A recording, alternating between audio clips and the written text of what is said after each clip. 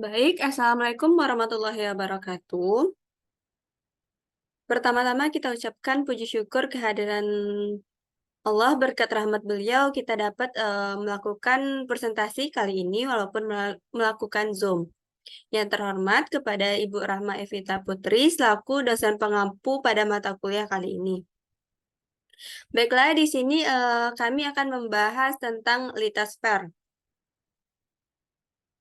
Sebelumnya, kami dari kelompok 7, saya Kasih Valen Onira dengan NIM 22231111 dan rekan saya Sophia dengan NIM 22231031. Baiklah, di sini adapun bahan kajian materi yang akan dibahas pada kali ini. Yang pertama, lapisan litosfer, yang kedua jenis batuan, yang ketiga siklus batuan, dan keempat vulkanisme. Yang pertama, lapisan litosfer. Litosfer merupakan lapisan batuan atau kulit bumi yang mengikuti bentuk bumi yang bulat dengan ketebalan kurang lebih 1.200 km. Jadi, litosfer adalah lapisan bumi yang paling luar, yang paling luas, dan paling tipis. Karena itulah lapisan ini sering dinamakan dengan kerak bumi. Tebal kulit bumi tidak merata. Kulit bumi di bagian benua atau daratan lebih tebal daripada bagian samudra.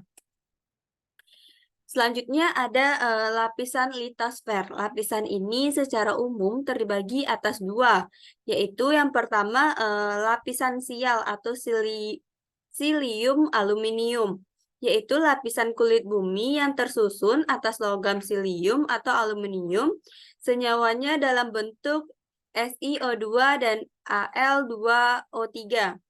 Yang kedua, lapisan sima atau silium magnesium, yaitu lapisan kulit bumi yang tersusun oleh logam, silium, dan magnesium dalam bentuk senyawa.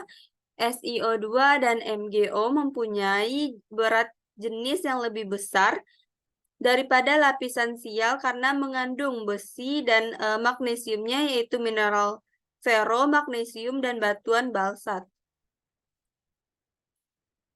Selanjutnya ada jenis yang kedua itu jenis batuan.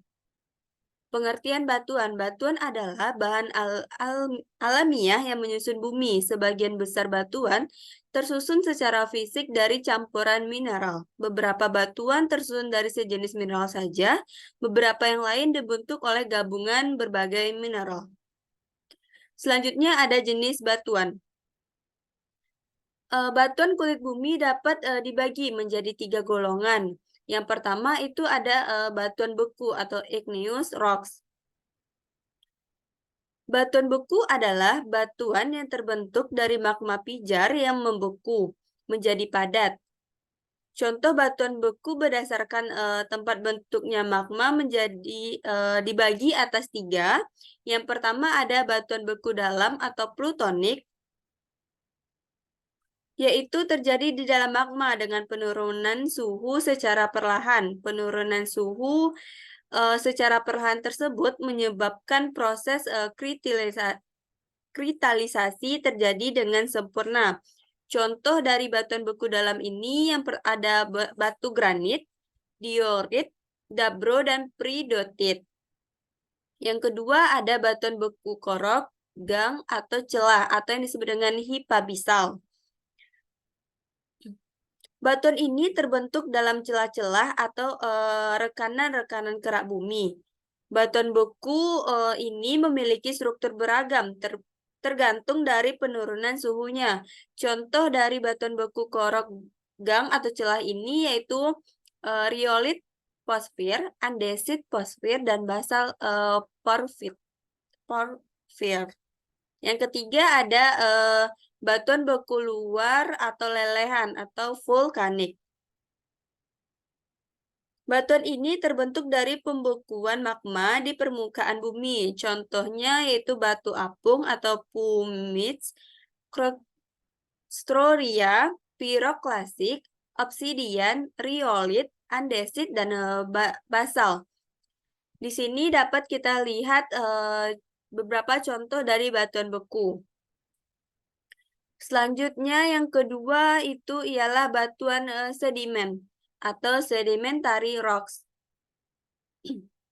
Batuan sedimen ialah batuan yang terbentuk dari endapan hasil dari proses pelarut atau pengikisan batuan yang sudah ada sebelumnya, baik berasal dari batuan beku, batuan metafor, atau batuan sedimen. Ciri utama batuan sedimen adalah berlapis-lapis berdasarkan proses pembentukannya. Batuan sedimen ini terbagi atas 3, yaitu pertama batuan sedimen klasik. Batuan ini ialah mengalami penghancuran secara mekanik dari ukuran besar menjadi ukuran kecil dan mengalami transportasi kemudian mengendap membentuk batuan sedimen klasik. Contohnya yaitu batu pasir, konglomerat, dan breksi. Yang kedua ada batuan sedimen kimiawi. Batuan sedimen pada peendapannya terjadi pengendapan proses kimiawi, seperti penguapan, pelarutan, dan dehidrasi. Contoh dari batuan sedimen kimiawi ini ialah batu gamping. Dan selanjutnya yang ketiga itu batuan sedimen organik. Batuan sedimen organik terjadi karena selama proses pengendapannya mendapat bantuan dari organisme, yaitu sisa rumah atau bangkai binatang. Contoh dari batuan sedimen organik ini yaitu batuan fosfat, koal atau batu bara, dan koral. Di sini dapat dilihat beberapa contoh dari batuan sedimen. Yang ketiga itu ada batuan kulit bumi. Yang ketiga itu batuan kulit bumi. Yang ketiga ialah batuan malihan atau metamorphic rocks. Secara garis besar, pembagian metamorfosa dari ruang lingkup daerah terjadinya menurut Butcher dan Frey tahun 1994 membagi menjadi 2 jenis, yaitu yang pertama metamorfosa lokal adalah berhubungan dengan luas daerah di mana proses metamorfosa. Metamorfosa yang disebut sebagai metamorfosa lokal ini diantaranya ada metamorfosa termal, metamorfosa dinamik, pirometamorfosa, metasomatisme, metamorfosa impact, dan metamorfosa retrograde. Yang kedua itu ada metamorfosa regional atau dinamothermal. Merupakan metamorfosa yang terjadi pada daerah yang sangat luas. Metamorfosa regional dibagi menjadi 3 bagian, yaitu metamorfosa organik, metamorfosa burial, dan metamorfosa dasar dan samudra. Materi ketiga yang akan dijelaskan oleh rekan saya, kepada Sophia, disilakan.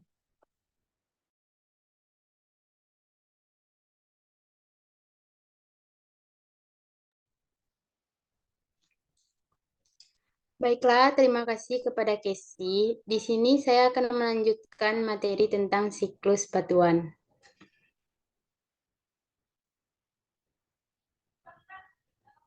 Next. Nah, di sini sama-sama bisa kita lihat. Yang pertama ada magma batuan. Magma batuan pijar dalam litosfer. Pada gambar 1 bisa kita lihat di teman-teman pada gambar berikut. Kemudian yang kedua ada batuan beku, yaitu bisa kita lihat pada gambar yang tertera. Yang ketiga yaitu batuan sedimen klasik. Batuan sedimen klasik. Yang keempat ada batuan sedimen kemis. Pada bisa kita lihat pada gambar C1, batuan larut dalam air dan langsung dilendapkan jadi batuan sedimen kemis.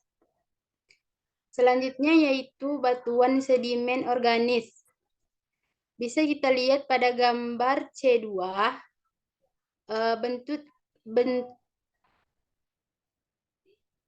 bentuk larutan dalam air diambil oleh organisme, melalui organisme membentuk batuan endapan organisme.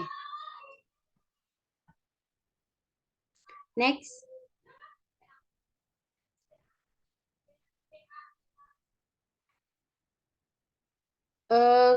Kemudian ada vulkanisme.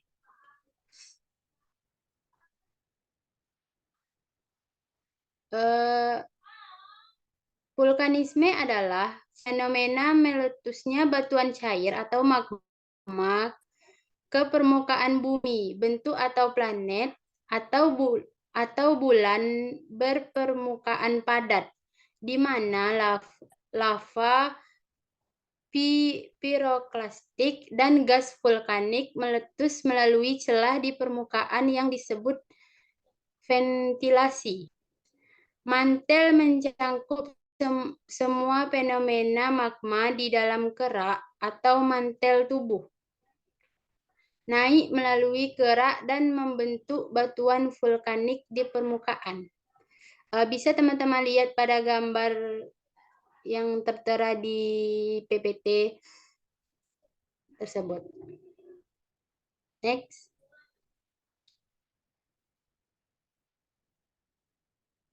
Selanjutnya ada gejala vulkanisme. Yang pertama yaitu gejala pravulkanisme. Gejala pravulkanisme atau ciri-ciri dari gunung api yang akan meletus antara lain, yang pertama yaitu sering terjadi gempa. Yang kedua, banyak sumber air mengering. Yang ketiga, peningkatan temperatur di sekitar kawah. Yang keempat, terdengar gemuruh dari dalam gunung. Yang kelima, hewan-hewan dari puncak gunung turun ke lereng gunung. Yang kedua ada gejala pasca vulkanisme. Gejala pasca vulkanisme yang muncul setelah api selesai mentelur adalah yang pertama ada munculnya sumber air panas atau geyser. Yang kedua munculnya sumber gas atau eksalasi seperti belerang. Yang ketiga, munculnya sumber air yang mengandung mineral seperti belerang atau sulfur. Next.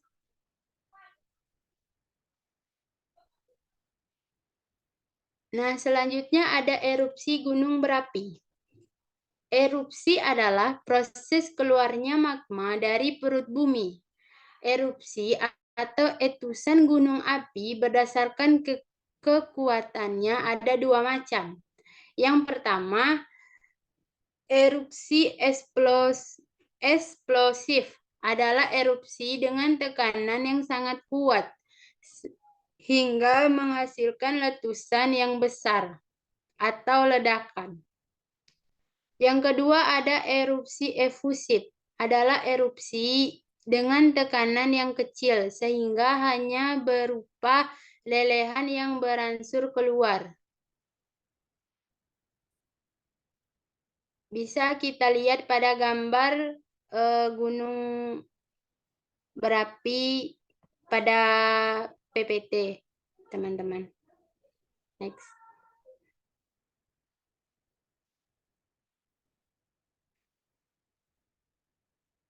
Nah, selanjutnya ada bentuk gunung berapi. Gunung yang pertama ada Gunung Mar.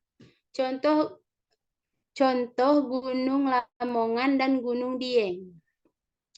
Yang kedua Gunung Api Perisai. Contohnya Gunung Mauna Loa dan Gunung Kilea di Hawaii. Yang ketiga Gunung Api Kerucut. Contoh Gunung Kerinci dan Gunung Merabu. Terlihat pada contoh pada gambar yang ada di PPT, teman-teman.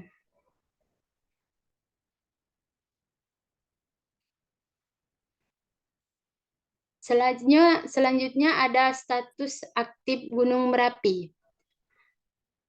4 tingkat level Gunung Merapi sebelum erupsi. Penting bagi masyarakat untuk mengetahui beberapa hal mengenai ancaman bahaya gunung api, yaitu tingkat status gunung atau level. Tingkatan levelnya, yang pertama ada normal. Berdasarkan pengamatan hasil visual, kegempaan dan gejala vulkanik lain tidak memperlihatkan adanya kelainan. Yang kedua ada waspada. Meningkatkan kegiatan yang tampak secara visual atau hasil pemeriksaan kawah, kegempaan atau gejala vulkanik lain. Yang ketiga ada siaga. Yang pertama meningkatkan nyata. Yang kedua berdasarkan pengamatan visual atau pemeriksa kawah, kegempaan dan metode lain sering mendukung. Yang ketiga, perubahan kegiatan cenderung diikuti letusan. Yang keempat ada awas. Yang pertama, tingkatan yang menunjukkan jelang letusan utama. Yang kedua, letusan awal mulai terjadi berupa abu atau asap. Yang ketiga, segera akan diikuti letusan utama.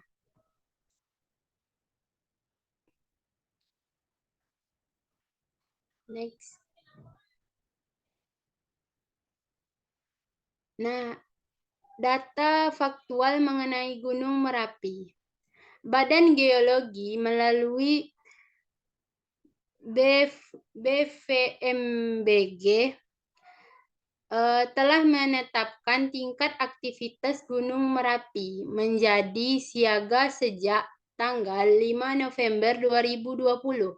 Gunung Merapi dinyatakan memasuki masa erupsi efusif pada tanggal 4 Januari 2021 yang ditandai dengan aktivitas berupa pertumbuhan kubah lava, guguran, dan awan panas guguran. Saat ini, Gunung Merapi memiliki 2 kubah lava, yaitu kubah lava berat daya dan kubah lava tengah kawah.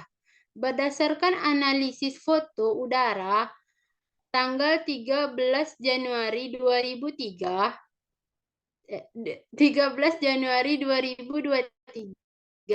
volume kubah besar 1.598.700 meter dan kubah tengah sebesar 2.267.